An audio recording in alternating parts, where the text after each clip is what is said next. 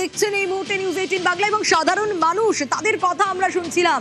এইবারের ভোটকে তারা ঐতিহাসিক ভোট বলছেন তার কারণ এইভাবে শান্তিপূর্ণভাবে প্রথম দফা মিটেছে এবং দ্বিতীয় দফাও যাতে শান্তিপূর্ণভাবে মেটে। বিভিন্ন কেন্দ্রের দিকে নজর রাখছি, একটু আমডাঙ্গার দিকে আমরা নজর রাখবো।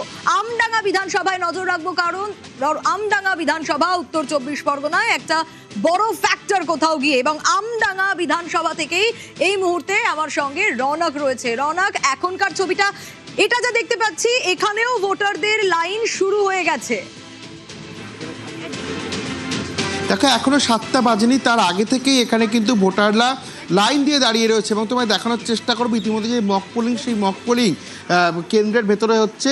মোট 272টি কেন্দ্র রয়েছে আমডাঙ্গা বিধানসভার এবং এটি তার মধ্যে একটি, যেটি গজবন্ধ অঙ্গনবাড়ি কেন্দ্র। প্রায় 1085 জন ভোটার এবং তার মধ্যে যেটা উল্লেখযোগ্য প্রায় 485 জন মহিলা ভোটার। এবং দেখানোর চেষ্টা করব এখনও কিন্তু ভোটদান প্রক্রিয়া শুরু হয়নি, তার আগেই যে দীর্ঘ লাইন সেই ছবি কিন্তু ফুটে উঠছে। আমরা একবার কথা বলে নেওয়ার চেষ্টা করব এখানেই যারা রয়েছে তাদের সঙ্গে। দিদি, এখনো তো শুরু হয়নি, তো সকাল সকাল ভোট দিতে আসা কিরকম লাগছে? এই ভোট উৎসব কেমন লাগছে? ভালো লাগছে, সকাল সকাল ভোট দিতে আসা মানে যত বেলা হবে তত ভিড় হয়ে যাবে, তত রোদ্দুর উঠে যাবে। আমরা যত সম্ভব যত তাড়াতাড়ি ভোট দিয়ে আমরা ঝাঁসে ঘরে পৌঁছাতে পারি। এই যে একটা কেন্দ্রীয় বাহিনী যে নিরাপত্তা ওয়েবকাস্টিং করা, এই বিষয়টা কতটা মনে হচ্ছে যে শান্তিপূর্ণ, কতটা ভালো ভোট হবে? হ্যাঁ, অবশ্যই তো এটা শান্তিপূর্ণ ভোট হতে চলেছে। যে আমরা চাই না যে আমাদের বাংলায় কোনো অশান্তি হোক, কোনো ঝামেলা হোক, এর থেকে আমরা অনেকটা নির্ভর হয়ে যাই। প্রত্যেকবারই সকালে ভোট দিতে? হ্যাঁ, প্রত্যেকবারই সকালে ভোট দেশ। আমরা 5টা থেকে লাইন দিয়ে দাঁড়িয়ে থাকি সবার আগে, যাতে ভোটটা দিয়ে আমরা ঘরে ফিরতে পারি। একদিকে যেমন ভোটাররা একদিকে লাইনে দাঁড়িয়েছেন, অন্যদিকে ভেতরে মক পোলিং চলছে, প্রত্যেক কটি দলের এজেন্টরা রয়েছেন এবং তোমায় দেখানোর চেষ্টা করব এইখানে কিন্তু যেখানে মোবাইল রেখে এজেন্টরা ভেতরে প্রবেশ করবেন সেই জায়গারও ব্যবস্থা করা হয়েছে।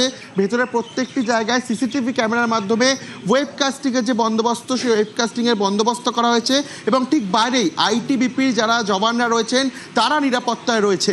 অর্থাৎ শান্তিপূর্ণ এবং কড়া নজরদারির মধ্যেই এই ভোট প্রক্রিয়া সুষ্ঠুভাবে সম্পন্ন হবে, এমনটাই ভোটাররাও বিশ্বাস করছেন। এবং সেই দিকেই এই আমডাঙ্গার যে বুথ, সেখানে সকাল থেকেই ভোটারদের যে দীর্ঘ লাইনের ছবি এবং মক পোল শুরু হয়ে গেছে। আর কিছুক্ষণ পরেই কিন্তু ভোট প্রক্রিয়া শুরু হবে এবং সেখানেই এই ভোট উৎসবে অংশগ্রহণ করতে কিন্তু একেবারে রৌনকজি, ঘড়ির কাঁটায় আর 20 মিনিট বাকি, ভোট শুরু হতে 7টা বাজতে আর 20 মিনিট বাকি রয়েছে। বিভিন্ন কেন্দ্রের দিকে আমরা নজর রাখছি।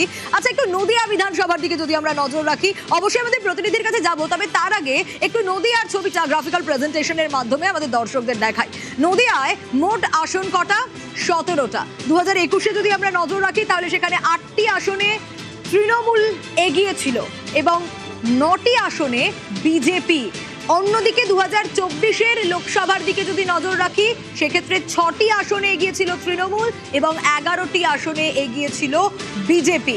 নদিয়া ওভারঅল আমরা নজর রাখার চেষ্টা করলাম। আর এর পাশাপাশি রঞ্জিত রয়েছে আমার সঙ্গে নদিয়ায় কল্যাণী বিধানসভার সামনে থেকে।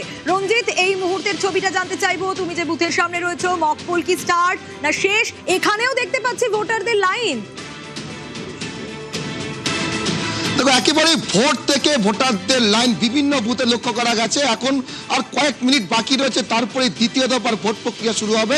ইতিমধ্যে বুথে বিভিন্ন দলের যে এজেন্ট তারা এসে পৌঁছে গিয়েছে এবং যে মক পোল, সেই মক পোলও কিন্তু সম্পন্ন হয়েছে অনেক জায়গাতেই। তো দেখার চেষ্টা করব, এটি কল্যাণী বিধানসভার 68 নম্বর বুথ, কাটাবেলে প্রাইমারি স্কুল। এখনো পর্যন্ত বহু ভোটার তারা কিন্তু আস্তে আস্তে আসতে শুরু করেছে। তারা দীর্ঘক্ষণ ধরে যাতে লাইনে না দাঁড়াতে হয় সেই জন্য যে কেন্দ্রীয় বাহিনী রয়েছে তারা কিন্তু লাইন ঠিক করার চেষ্টা করছে, তাদের দ্রুততার সাথে হয়। এবং যারা বিএলও রয়েছে, যিনি বিএলও রয়েছেন তিনিও পৌঁছে গিয়েছেন এবং সমস্ত প্রক্রিয়া কার্যত সম্পন্ন রয়েছে। তো জানি না কি, নদিয়া জেলায় আজ 17টি বিধানসভার ভোট গ্রহণ, বিভিন্ন জায়গাতে বিভিন্ন কেন্দ্রে ভোট থেকেই কম বেশি কিন্তু ভোটাররা আসতে শুরু করেছে। অনেক ভোটার চাইছে সকাল সকাল ভোট দিয়ে তারা ফিরে যেতে, আবার একটু বেলা বাড়তে হয়ে যাচ্ছে, চিত্র বদলে যাবে।